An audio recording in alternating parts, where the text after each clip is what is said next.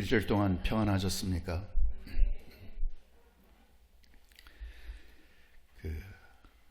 우리 하늘의 황제 하면 독수리라고 말을 하게 되는데, 독수리라고 하는 이 새가 40년 살면 거의 수명을 다 한다고 그래요. 꽤 오래 사는 거죠. 그런데 이 변화를 시도하는 독수리가 내가 지금 40년은 살았지만 더 나은 미래를 위해서 무서운 결단과 열정으로 변화를 시도하는데요, 40살이 되면 더 이상 쓸 수 없는 거예요, 기능들이. 그래서 이 부리로 높은 산에 올라가서 발톱을 다 뽑아내고요, 깃털 하나하나를 전부 다 죽을 힘을 다해서 다 뽑아낸다고 그러죠.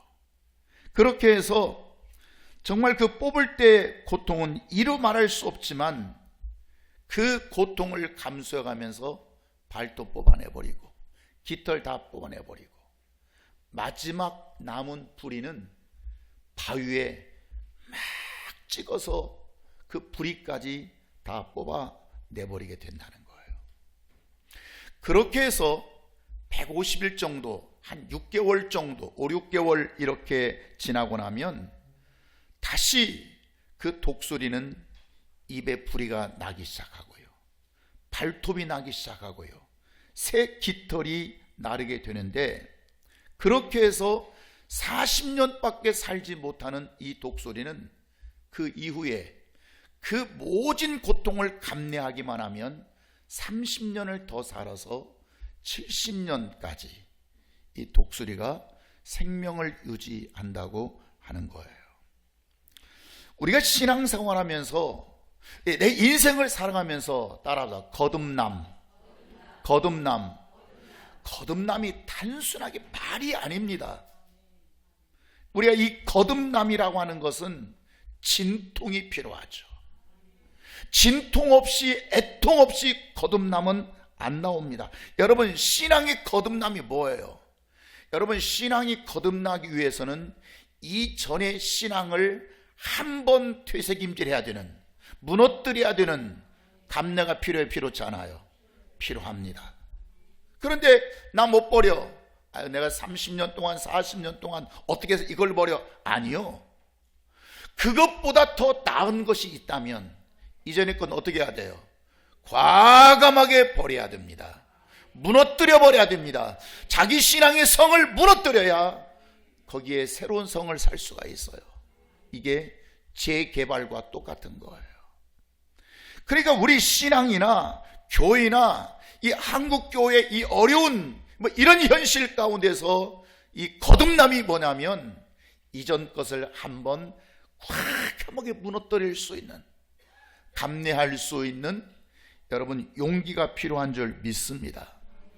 우리 이 행복축제라고 하는 것은 이 진통과 해산의 수고를 통해서 다시 거듭나게 하는, 저 독수리가 다시 거듭나게 해보는 여러분 이러한 과정이 행복축제라고 하는 거예요. 오늘 본문에 보면 이런 내용이 되어 있죠. 어느 날 서기관과 바리새인이 음행 중에 잡힌 여자를 끌고 나오는 거예요. 여러분, 이게 참, 이게 현장범 아닙니까? 소문 듣고 너 그랬지 잡아온 게 아니고 현장에서. 자, 이 여자를 예수님께 데리고 와서 이 얘기를 하는 거예요. 좀 서기관과 바리새인들이 이런 여자는 모세 율법에 돌로 쳐 죽여라 나왔는데 선생님은 이거 어떻게 하겠습니까? 돌로 쳐 죽여야죠. 그때 예수님께서, 그들이 지금 예수님을 시험할 것을 지금 찾아보는 거거든요. 그때 예수님께서 너희 중에 죄 없는 자가 먼저 돌로 쳐라. 너희들이 심판할 수 있는 능력이 있다면 그러면 너희들이 죄 없는, 아니 모세 율법 그만두고 그까지 지키지도 않는 율법 그거 가지고 하지 말고 너희 중에서 죄 없는 자가 먼저 돌로 쳐라. 그러니까 그들이 양심의 가책을 느낍니다. 죄 없는 자가 어디가 있겠어요. 그래서 하나하나 다 떠나버리게 되죠. 그 현장에는 누구만 남으냐? 아주 중요합니다. 오직 예수와 그 가운데 섰는 누구만 남았어요? 여자. 예수와 여자. 웅성거리던 사람은 다 가버렸어요. 그래서 시끄럽게 뭐 네 잘났느니 내 잘났느니 다 가버렸어요. 오직 예수와 그 여자만 남았다더라. 이 여자는 오직 예수와의 만남이 시작되게 되는 것입니다. 여러분, 신앙이라고 하는 것은 만남이 대단히 중요하죠. 이민사회에서 첫 만남이 그 사람의 미래를 결정해 버립니다. 그 사람이 인생에 있어서 누구를 만나느냐, 이 이민사회에서 누구를 만나느냐, 그 사람이 동부에 있는 사람을 만나, 뉴욕에 있는 사람을 만나느냐, LA에 있는 사람을 만나느냐, 시카고에 있는 사람을 만나느냐, 그 만나는 대로 이사 가게 돼 있고요. 그 사람이 하는 직업군을 가지고 살게 돼 있는 것입니다. 인생이 살아가는데 누구를 만나느냐가 참 중요했었죠. 여러분, 결혼도 왜 행복합니까? 결혼도 왜 힘들었습니까? 만남 때문에 그렇습니다. 여러분의 직장도 그렇고 여러분의 친구도 그렇고 모든 것들이 이 만남이라고 하는 것 때문에 참 그 만남이 복될 수도 있고요. 내가 진짜 내가 그 사람만 안 만났으면, 내가 진짜 돈 안 잃었는데, 내가 진짜 그 사람만 안 만났으면 내가 사기 안 만났는데. 여러분, 그런 만남도 있다 그 말이에요. 종교를 선택할 때 하나님을 만나면 구원을 받게 되고요. 여러분, 사탄을 만나면 지옥에 가게 되어 있습니다.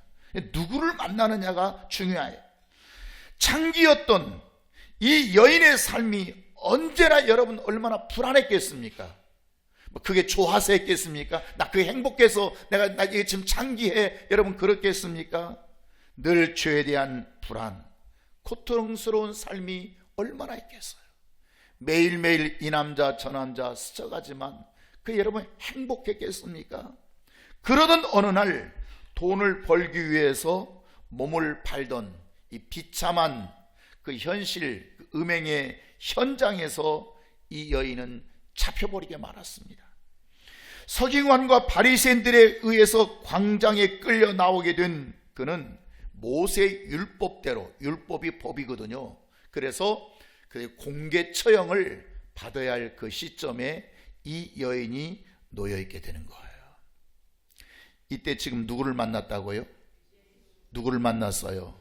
예수를 만나요. 예수와의 만남이 시작되는 것입니다. 그러니까 예수님께서 너희 중에 그러면 죄 없는 자가 먼저 돌로 쳐라.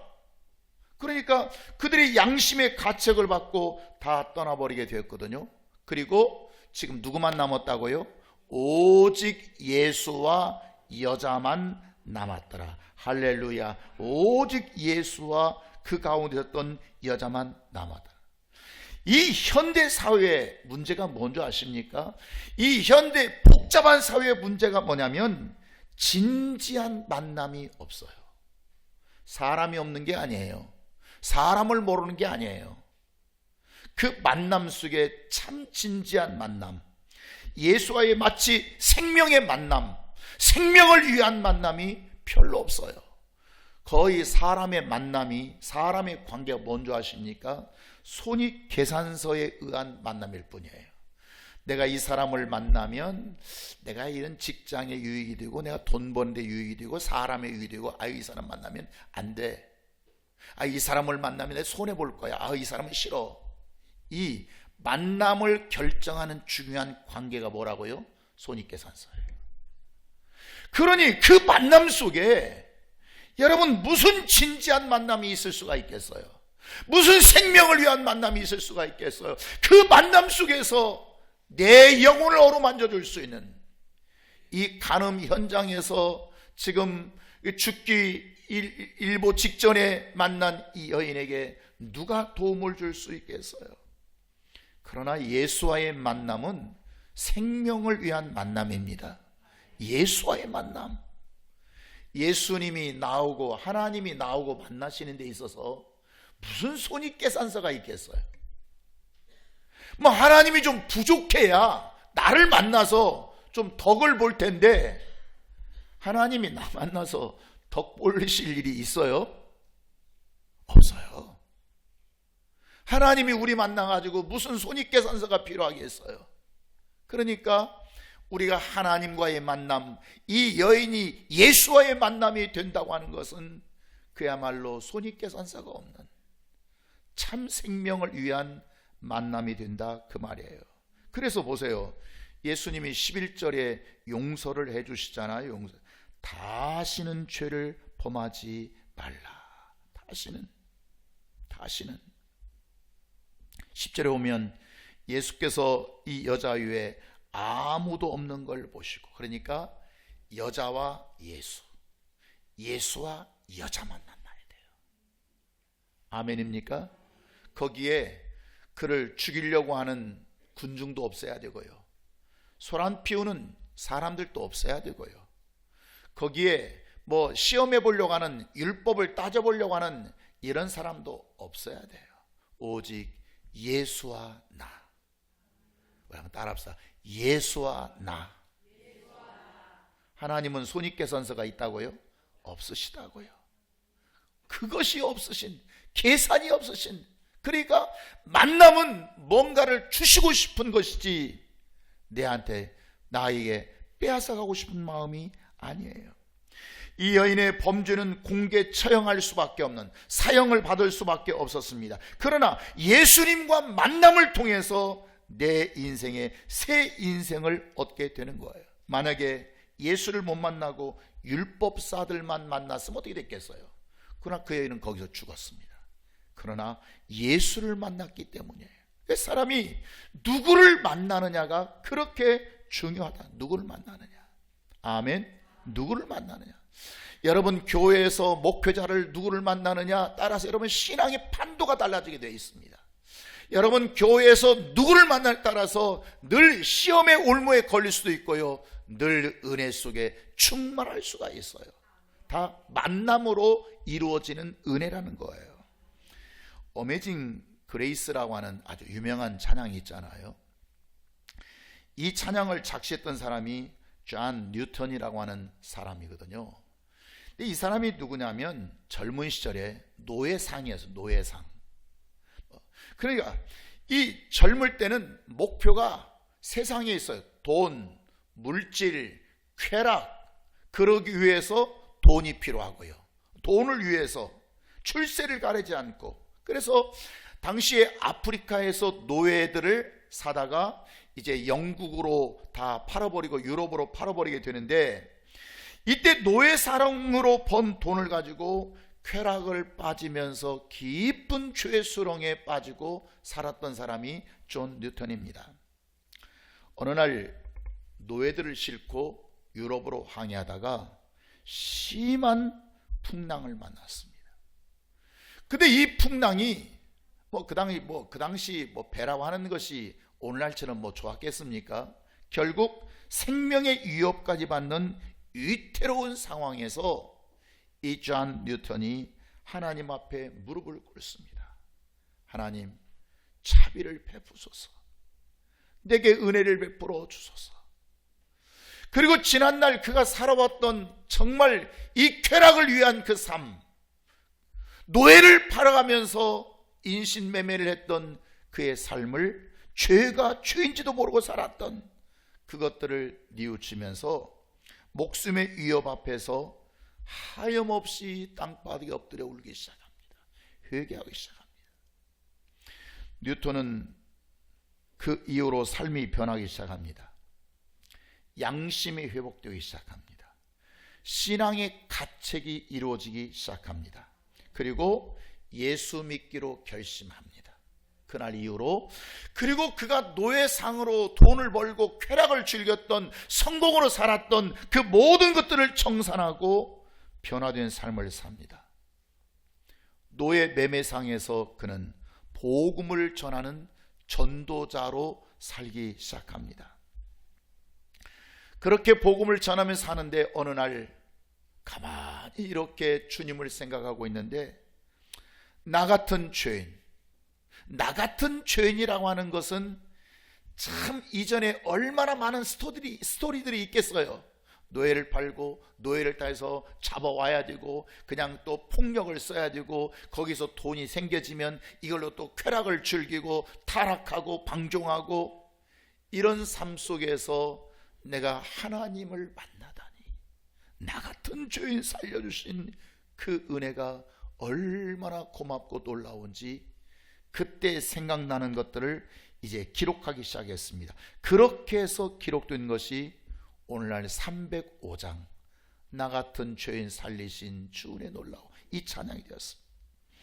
매일매일 우리가 스쳐가는 사람 중에 여러분 전철에서 사람을 만나고, 백화점에 사람 만나고, 회사에서 사람을 만나고, 얼마나 사람을 많이 만납니까? 그런데 그 많은 스쳐가는 사람 중에 생명을 위한 특별한 만남이 있습니까? 여러분, 이 간음 현장에 잡힌 여인도 얼마나 많은 남정네들을 만났겠어요.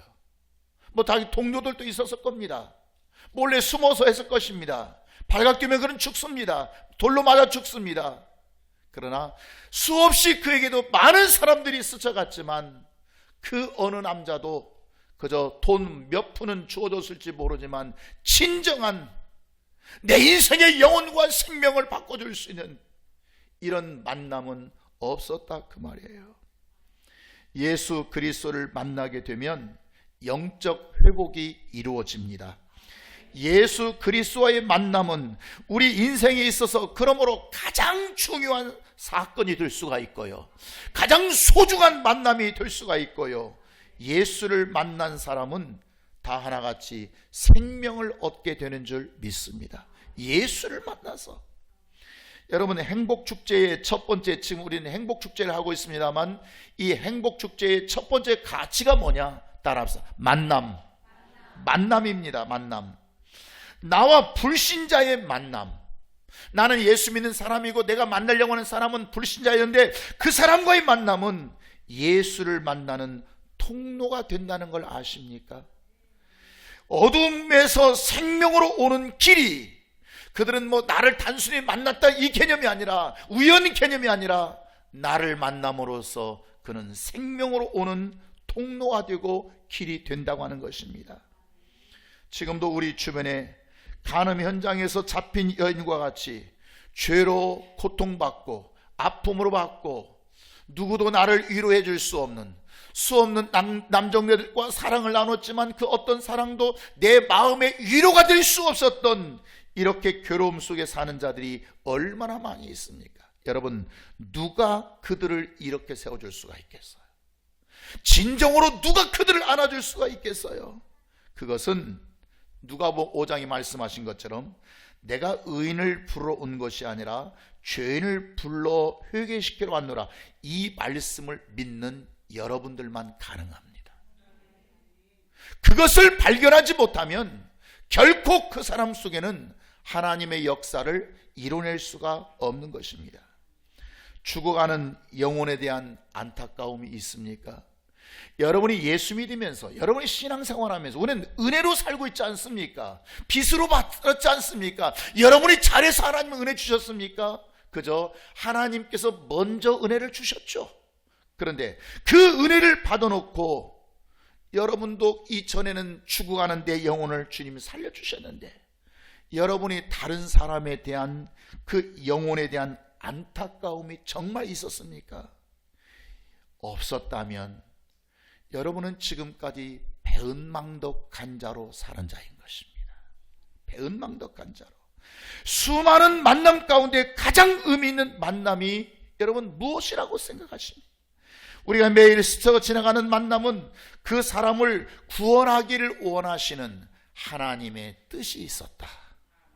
따라 하나님의 뜻이 있었다. 우연이 아닙니다. 우연이 아닙니다. 그 사람이 시장길에서 만나고, 그 사람이 등산로에서 자주 만나고, 그 사람이 아파트에서 자주 만난 것은 우연이 아니라, 여러분은 우연처럼 생각하니까 소중한 만남이 이루어지지 못하는 거예요. 간음 현장에 잡힌 여인 예수를 만나지 못하는 거예요. 그런데 이 만남이 하나님 쪽에 볼 때는 우연이 아니라 하나님의 뜻이 있다고요. 만남을 전도의 기회로 삼아라. 생명 줄 수 있는 기회로 삼아라. 그 만남이 복음의 통로가 되게 하라. 너를 제대로 만나기만 하면 그 사람은 산다. 아멘입니까? 여러분, 이것이 우리가 만남의 의미인 것입니다. 두 번째는 선택입니다. 어떤 사람을 전도하려면 반드시 그 사람을 예비신자로 선택하는 과정이 있어야 된다고 그랬죠. 예비신자로 선택하는 과정. 자, 내가 나 될 수 있었던 것은요, 여러분, 하나님의 선택이 있었기 때문에 그렇습니다. 내가 목사 된 게요, 내가 무슨 나 목사야, 내 좋은 일 한번 해봐야지 그래 된 게 아니에요. 뭐가 있었다고요? 하나님이 선택. 이걸 우리는 부르심 혹은 콜링 이렇게 표현하죠. 하나님의 부르심. 하나님이 선택해서. 그러니까 목회가 되고 안 되는 자의 차이가 뭐냐면 하나님이 선택했다면 되게 하시고요. 뭘 주시니까? 소와 쟁기를 내어주시니까요. 일하는 일꾼에게 먹을 걸 안 주시겠습니까? 능력을 안 주시겠습니까? 그런데 안 줘요. 그건 선택이 없었던 거죠. 우리가 직분자로 여러분 선택받은 것이지, 그저 뭐 당신도 한번 해볼래? 당신도 집사 한번 해볼래? 당신도 이렇게 되는 게 아닙니다. 줄 수 있는 자가 있고 줄 수 없는 자가 있는 거예요. 내가 축복의 사람이 될 수 있었던 것도 하나님의 선택에 의해서 되어지는 것이지 그냥 우연히 그냥 되는 게 아닙니다. 나 복 받고 싶어, 복 받고 싶어. 그래서 복 받고 싶다고 복이 되나요?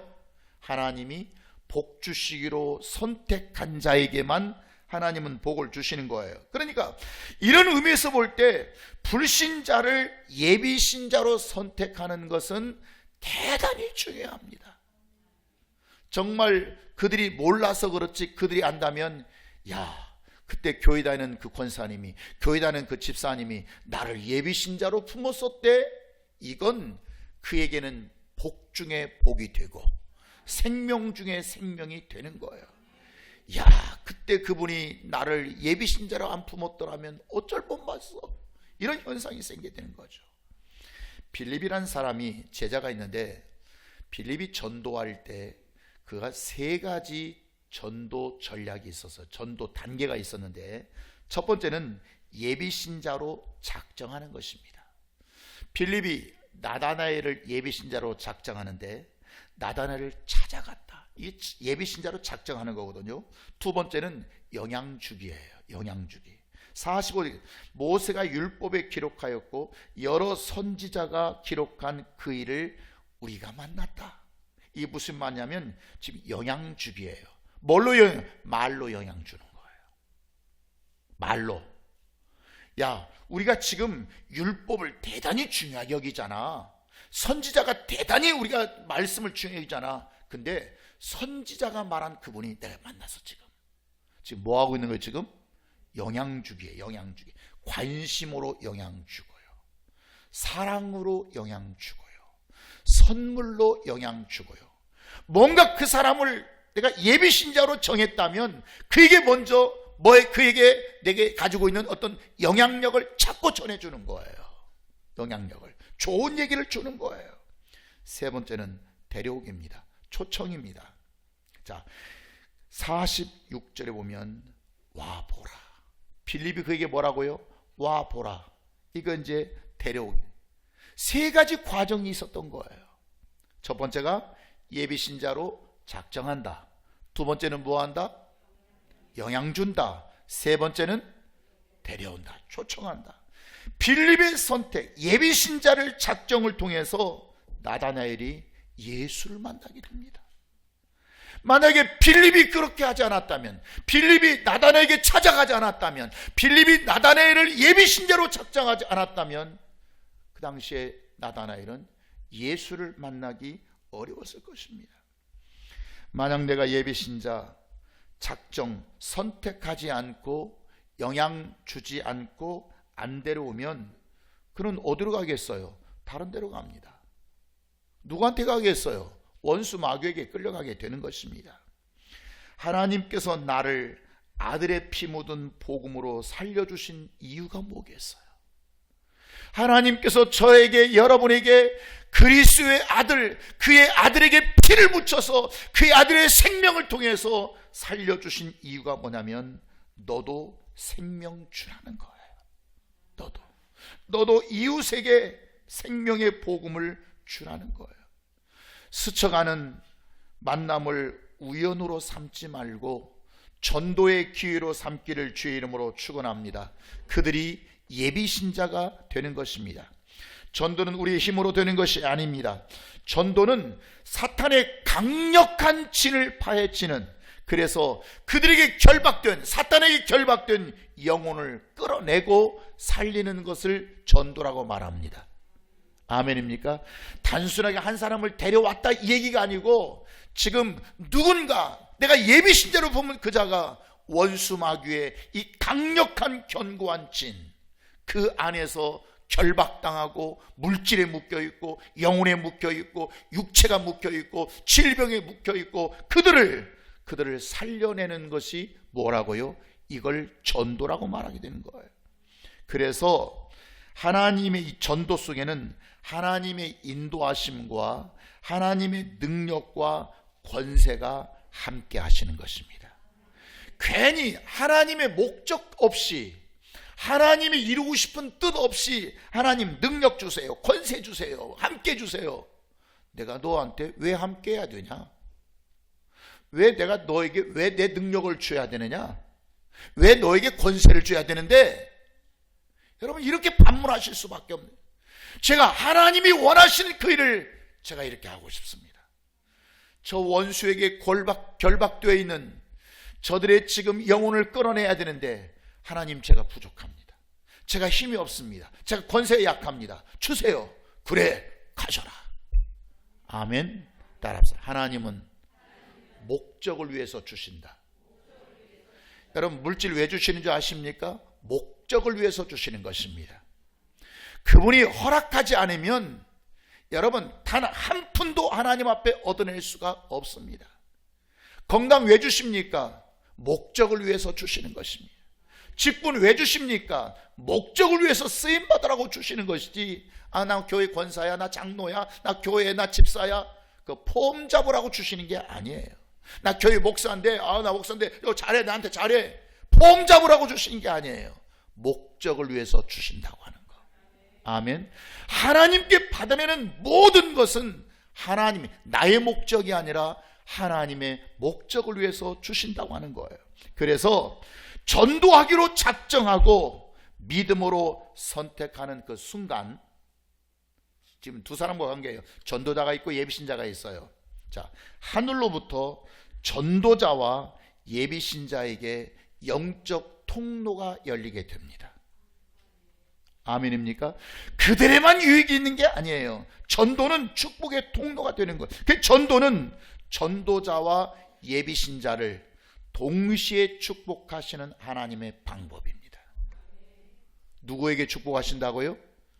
전도자에게 축복하시고요, 예비신자에게 축복하시고요.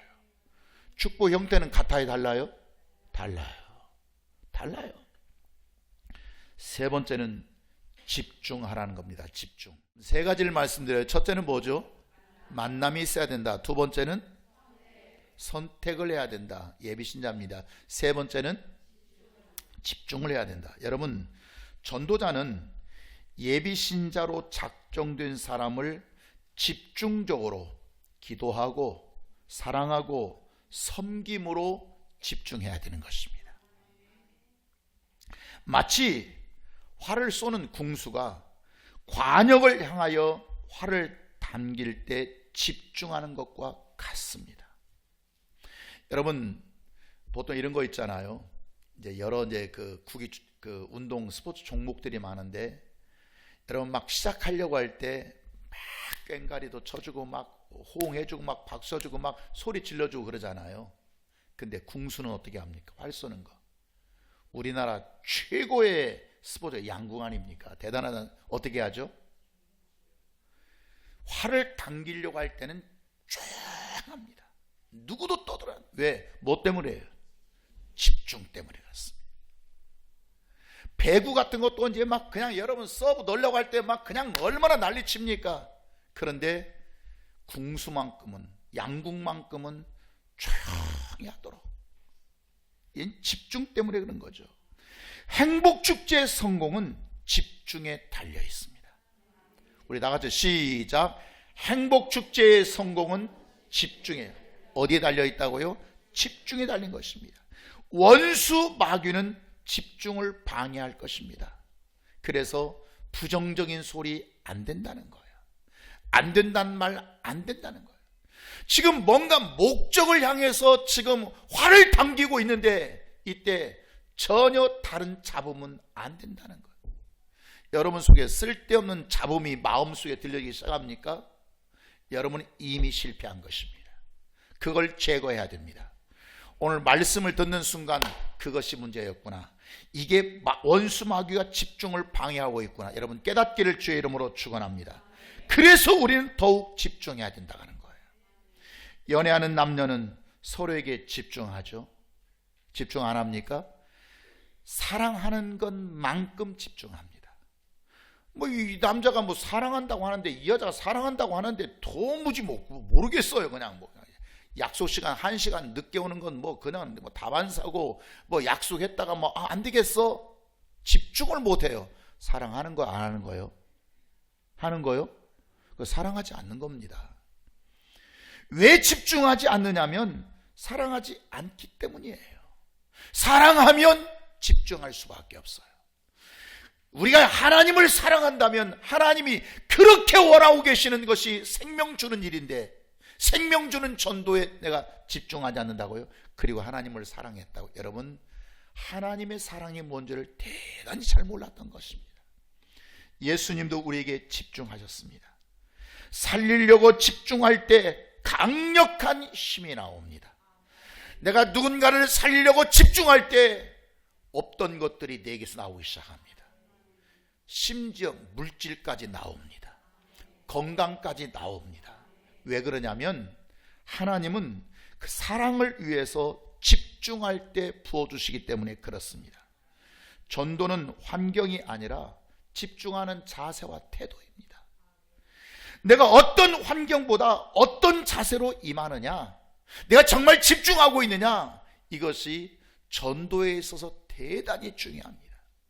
여러분 신앙생활하면서 우리가 보통 삶을 보면 정신 산만한 사람들이 있어요. 정신 산만한 사람들 신앙생활 잘 못합니다.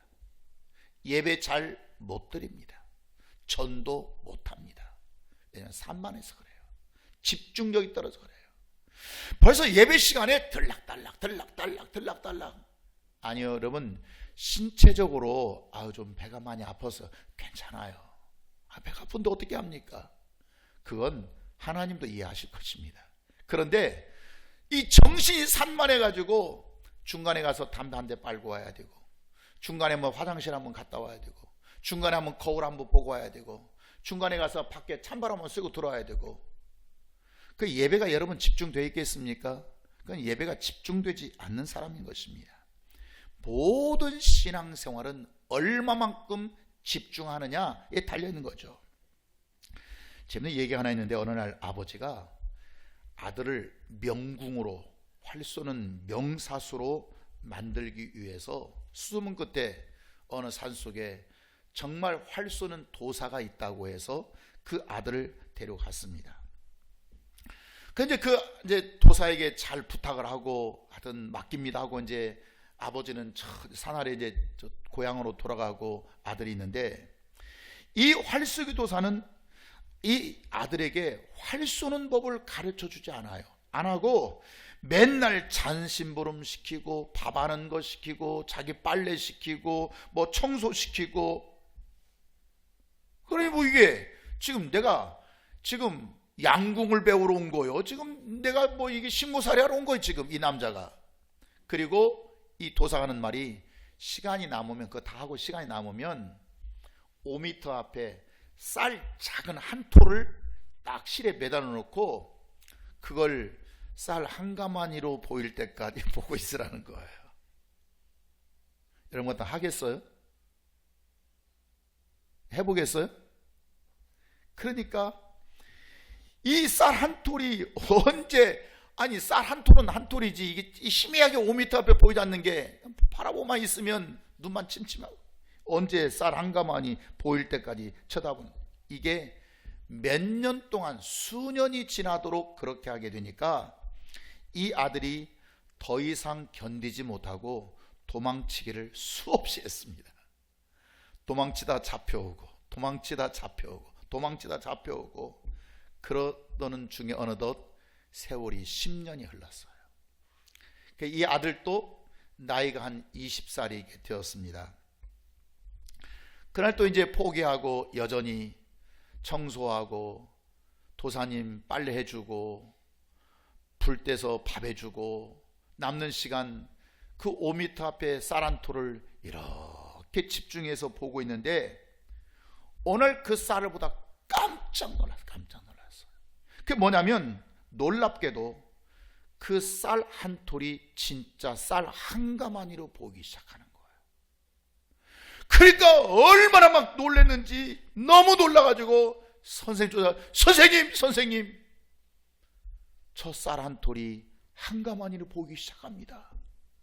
그러니까 이 도사가, 스승이죠, 싹 웃으면서, 그래? 정말 그게 쌀 한 가마에 보이더냐? 예, 보입니다. 그때 처음으로 양궁을 내주는 거예요. 그래? 그러면 지금부터 그것을 쏘아봐라. 여러분, 쌀 한 톨은 맞추기 어렵지만 쌀 한 가마니는 맞추기 쉬워요, 어려워요? 그게 둔감한 게 아니에요. 똑같이 쌀 한 톨이지만 집중력이 강해지다 보니까 이게 한 가마니로 보이는 거예요. 그거 누가 못 맞추겠어요, 그거요. 이 명사수가 명궁이 되는 것이죠. 여러분, 최고의 집중력이 바로 뭐냐면 최고의 능력이 된다는 걸 잊지 않길 바랍니다. 뭐가 최고의 능력이 된다고요? 그 일에 집중하는 것만큼이에요. 여러분, 고구려를 세운 주몽이라는 사람 있지 않습니까? 주몽의 친아버지가 헤모스거든요. 근데 이 헤모스가 어떤 사람이에요? 눈이 안 보여요.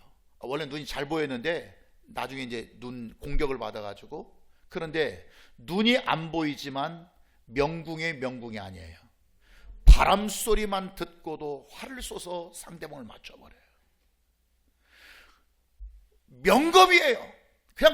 그냥 눈을 감고 바람에 스쳐가는 소리만 들어도 뒤에서 누가 공격하는 것을 알아요. 뭐 때문에? 보여서 그럴까요? 집중력 때문에 그럴까요? 집중력이 그렇습니다. 집중력이. 오늘날 우리가 신앙생활 하면서 정말 중요한 것이, 네가 그 일에, 하나님을 향하여, 하나님의 일에 관하여 얼마큼 네가 집중하느냐. 너 집중하면 된다는 거예요. 행복축제의 전도는 영혼을 향한 집중입니다. 우리 다 같이 한번 큰 소리 시작. 행복축제의 전도는 영혼을 향한 뭐라고요? 집중입니다. 집중.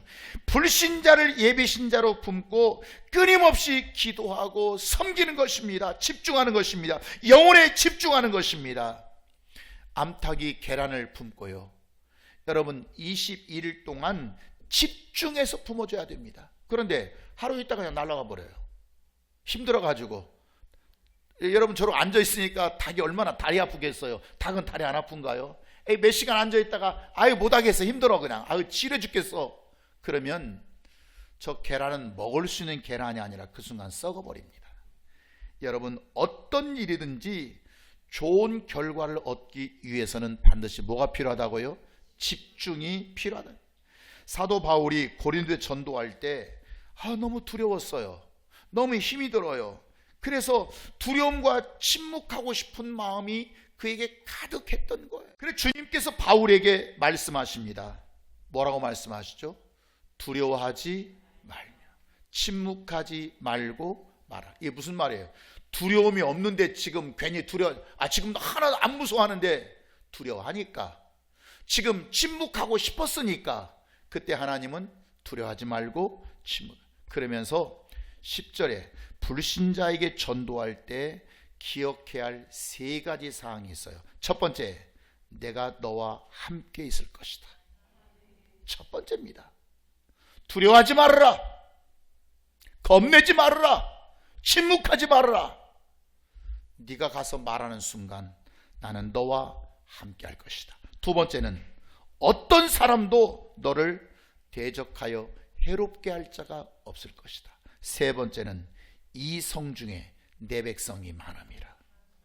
이 도시에 내 백성이 많음이라.